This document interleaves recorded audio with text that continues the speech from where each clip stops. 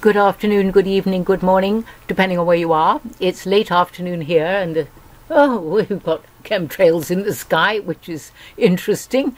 So this is Catania Alvin, thanking all my subscribers and also the people that have made comments. And I've been able to answer some of them, not others. But I do intend to answer as many as I can. But I'm very appreciative and also heartened by so many really very thoughtful replies and encouragement as well.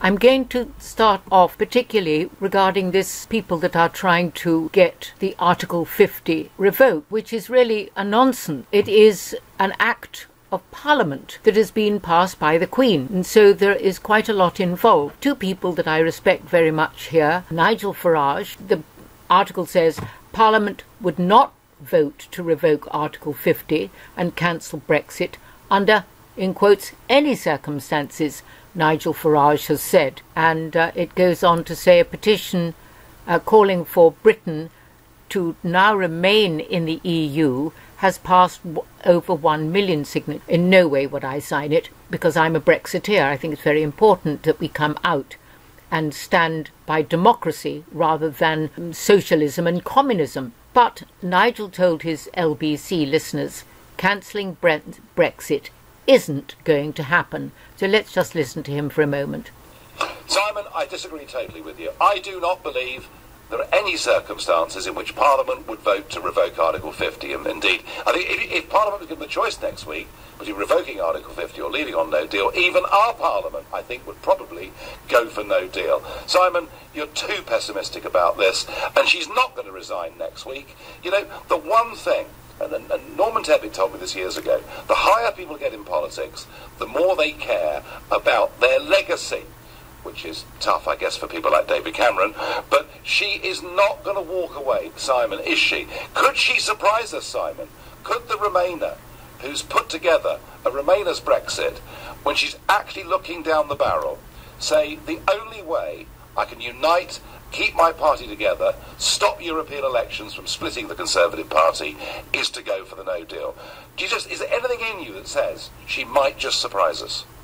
Well, look what Cameron did. You bring up Cameron, it's a good point. Look what Cameron did. He took us up to the referendum, and he said, you know, if we vote to leave, because he didn't think we were going to vote to leave. He really thought he was going to win. He picked his dream team of Gove and Johnson, and he set them up in their own little league group, and they played a nice little orchestrated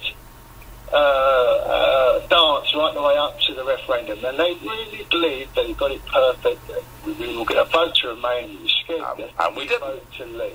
And you could tell that it was that way because when Gove and Johnson come out of their flat in the middle of the night, they were shocked. Up, they were gobsmacked. Yeah. They were gobsmacked. Yes. I promise you, Simon, I promise you, Mrs May won't do that. She will either say it's now government policy to go for no deal, or she'll come and go for a humiliating extension. Right. Well, that was interesting.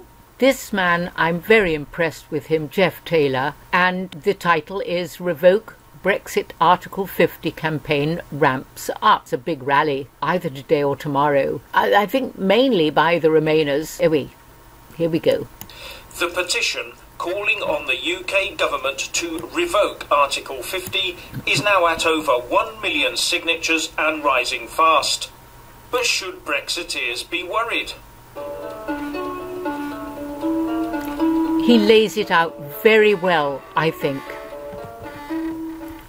As the withdrawal agreement lies on the mortuary slab, with Theresa May desperately applying cardiopulmonary resuscitation to its lifeless, rigor mortis-ridden body, the Remainers are busy trying to put together a campaign to force the government to totally reverse Brexit by revoking the Article 50 letter.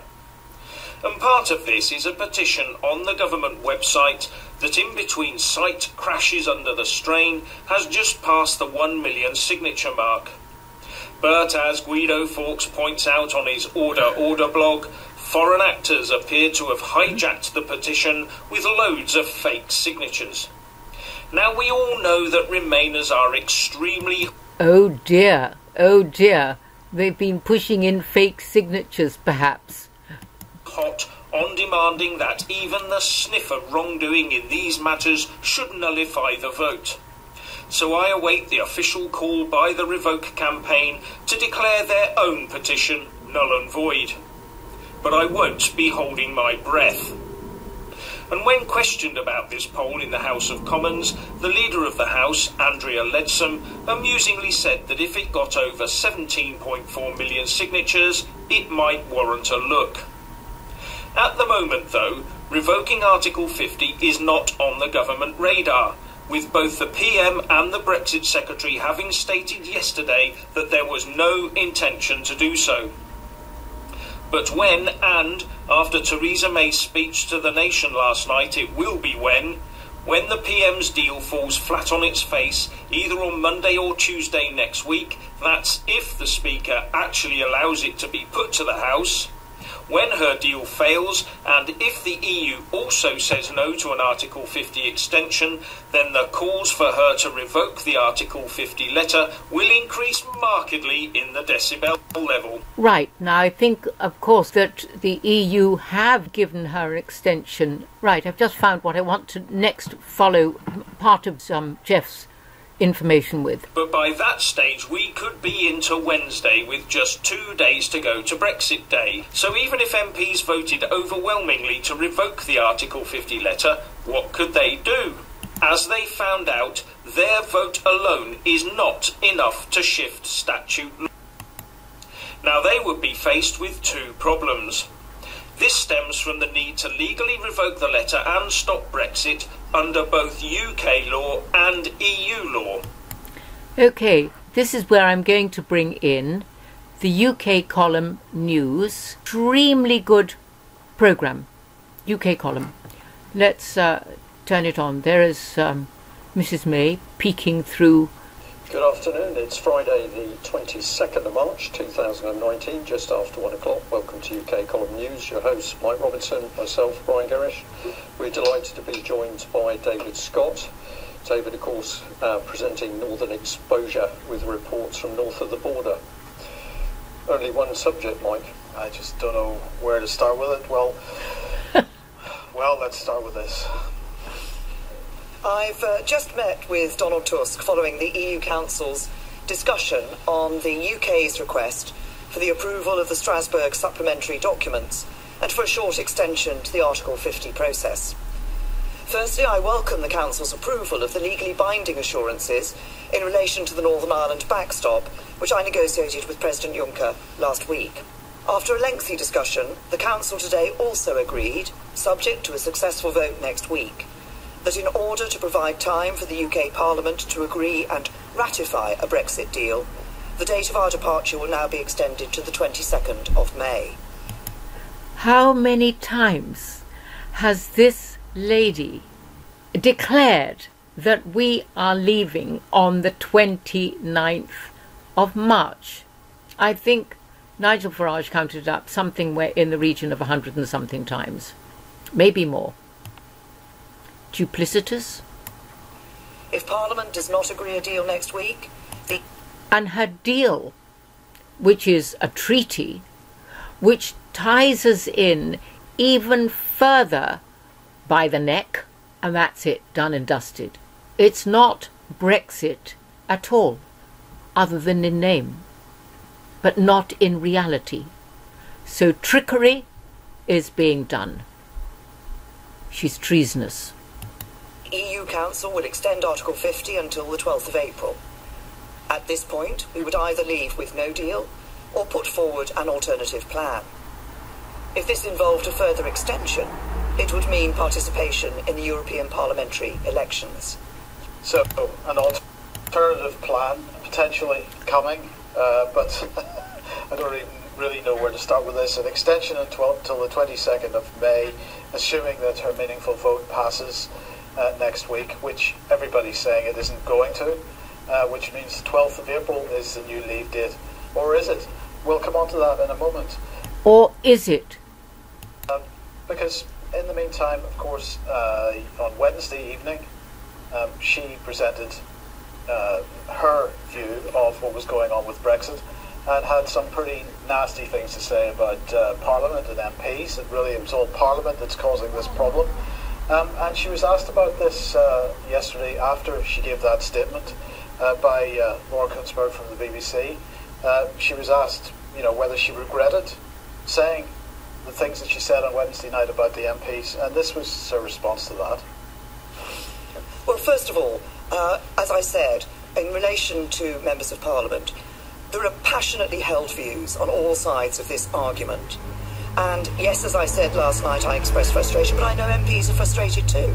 And I'm very grateful to those MPs who have supported the deal, to those who've come round to supporting the deal, having not previously done so, and to all those MPs that I've been meeting across the House and talking to about the issues that they are concerned about in relation to this deal.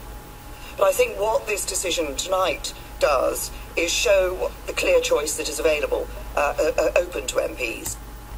Now, this is interesting. She commented getting the vote through in an orderly way, but John Bercow was actually not allowing her to have another vote in Parliament. We're going to extend. She said it again, we're going to extend. She's presuming a lot because, of course, the problem for Theresa May is she can't make this deal with the European Union. It's not possible because, well, as we've said already, this is the case.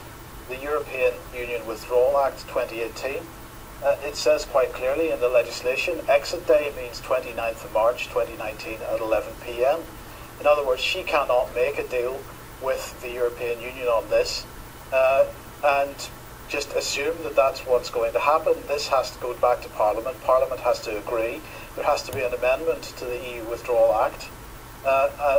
The EU Withdrawal Act. It's an act of Parliament. It can't just be dismissed like that. And so all these people who are out on the streets today and all the Remainers haven't thought this through. They don't understand.